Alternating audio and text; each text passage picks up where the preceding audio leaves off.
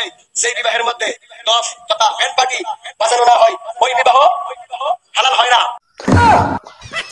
আচ্ছা পাগল সুজন শাহ, আপনার কাছে আমার ছোট্ট একটি প্রশ্ন, আপনার বাপদাদার বিয়েতে কি দফ তথা ব্যান্ড পার্টি বাজানো হয়েছিল?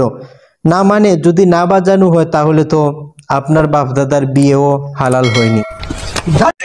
সুন্নি জামাতের মুনাফিক মার্কাজে মুনাফিক সুন্নি আওয়াইরা বাওয়াইরা দলগুলো আছে না, ইদারে নিয়া মজা মারতেছে, নতুন ফতোয়া আমদানি নাই। পাগল সুজন শাহ, আপনার জন্য আমার বড় কষ্ট লাগে, কারণ আপনি এমন একটা ফতোয়া সিজার ছাড়া ডেলিভারি করলেন যেটা আপনার দলের মানুষই মানতে চায় না।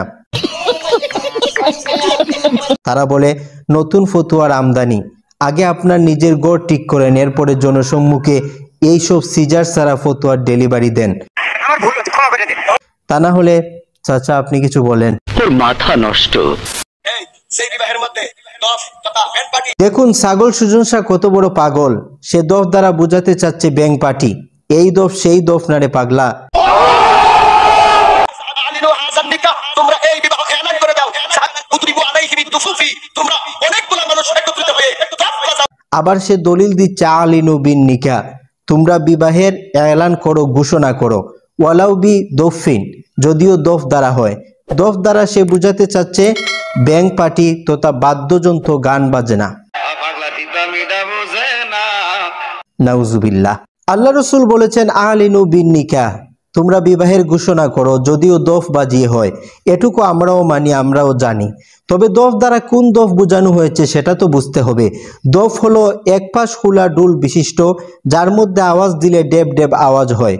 প্রকৃতপক্ষে সেটি গান বাজনার বাদ্যযন্ত্রের মধ্যে পড়ে না। আর আপনি বলতেছেন দফ মানে ব্যাং পার্টি। আর আপনার এই কথা শোনার পরে যুবক ভাইদের কি অবস্থা হয়েছে নিজের চোখেই দেখুন।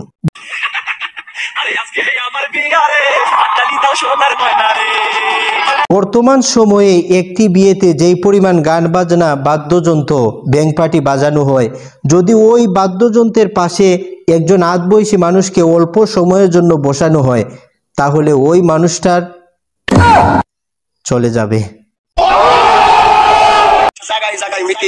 জায়গায় মিটিং সুজন শাহ কই ফাইলো 1 বছর জশ্ন জুলুসের মধ্যে ব্যান্ড পার্টি লাগাই দিছি বড় ভাইয়ের বিবাহের মধ্যে। অবাক হবার কথাই তো, আপনি যে সিজার সারা ফতোয়া ডেলিভারি দিয়েছেন ওটা শোনার পরে সবাই তো পাগল হয়ে গিয়েছে।